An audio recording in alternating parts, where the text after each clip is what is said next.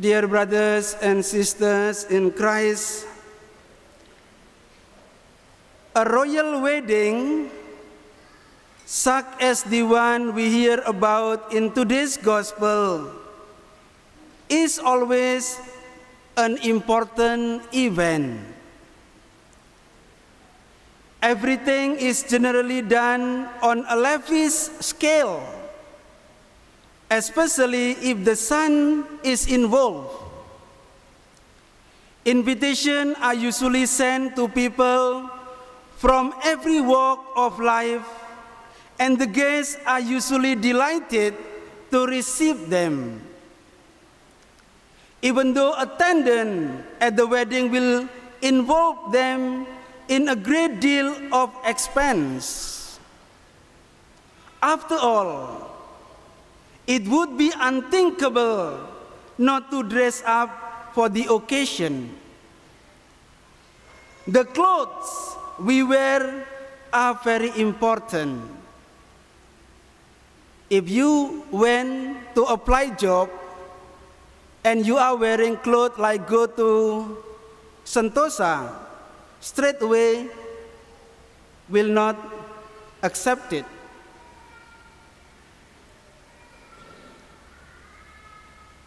They can tell people a great deal about us. According to an article in the newspaper recently, no two women can wear the same dress in exactly the same way. At the first glance, the article maintained they look the same, but then we began to notice marked differences.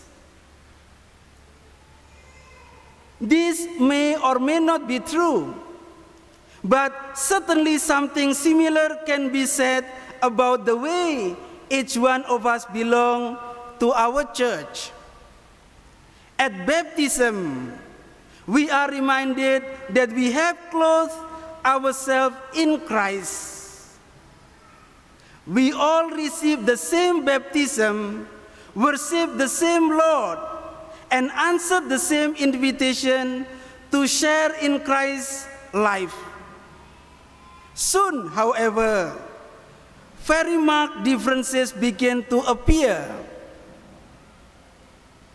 God's invitation to so many different people offers us the possibility of a church with a rich and varied membership.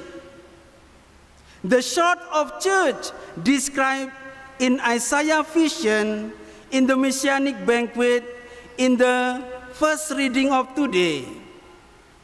It is a marvelous banquet where all kinds of interesting guests are happy to share in the joy of the host, the Messiah.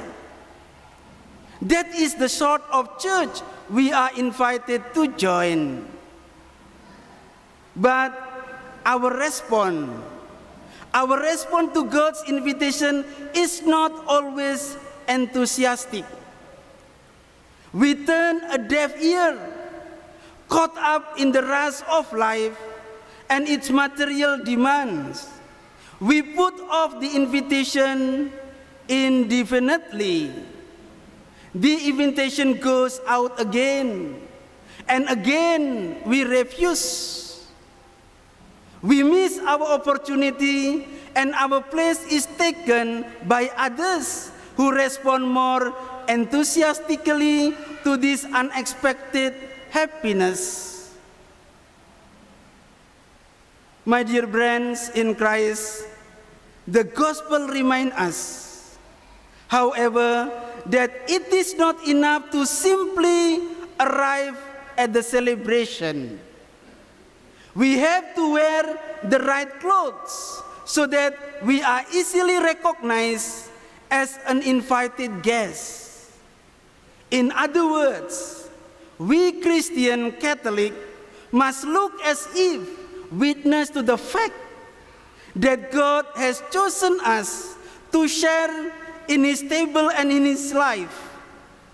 We must be seen to be God's guests celebrating the coming of His Son into the world.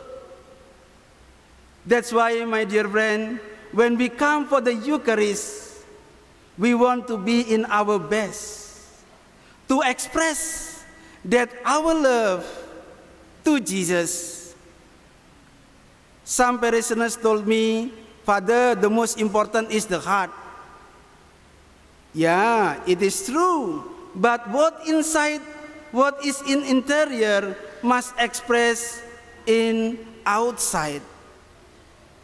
So if you came, you went for your workplace, you went for wedding dinner or wedding lunch, you dress so nicely. But when you came to church, you like going to Sentosa or going to for jogging.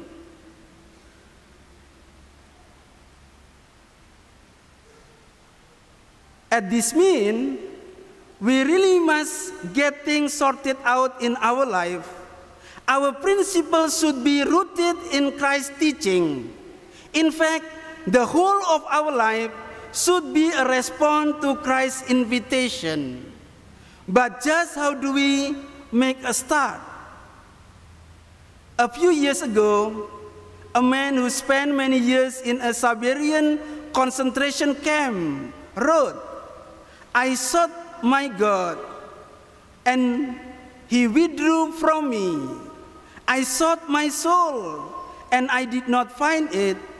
I sought my brother, and I found all three."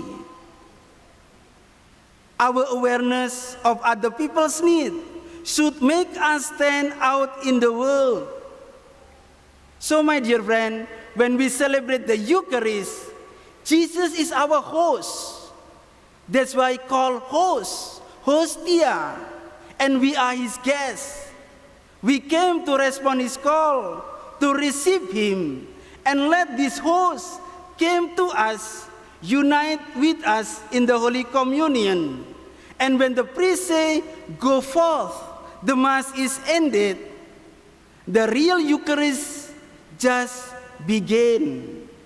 The real Eucharist, when we bring this host, this Jesus in us, we bring to Hawker Center, we bring in our family members, we bring in our workplace, we bring in our society. That is the real Eucharist. I still remember as a small boy, my father made a point that Sunday is the Lord's Day. Early morning, we went to Sunday Mass together, and then after that we came back. My mother cooked something special during that day, and then we had lunch together. And then in the afternoon, my father made a point to visit neighbors who are sick, to visit our family members who are long time never got a visit. And that is the Eucharist, my dear friend. The Eucharist we receive in the church, we bring to others. From Monday to Saturday. And Sunday again, we come to respond God's invitation to receive Him again and to share that kindness, that love of God once again. That is the meaning, my dear friend, to lay down our life for others. To love. To love means to lay down our life for others. Some people, they noticed that during Sunday, my father didn't go to coffee plantation. It was harvest time. The coffee so ripe, so red. My father was ready to harvest. But because Sunday didn't go to coffee plantation, people stole it, took all. And Monday my father came, nothing. But my father never gave up. Maybe this person needed more than me. He kept on planting. He kept on sharing God's love. My dear friend, each one of us must answer God's invitation in his or her own way. But we must support one another and go forward together by being other Christs. In the world, we are a community made up of all kinds of different people with one simple aim: to make God known and loved in a world that does not want to answer his invitation. But before we can ever make a start, we must listen carefully to what God is asking of us and answer our own invitation first, to be with Jesus, and after that, sent by Jesus to be another Christ in our society. Amen.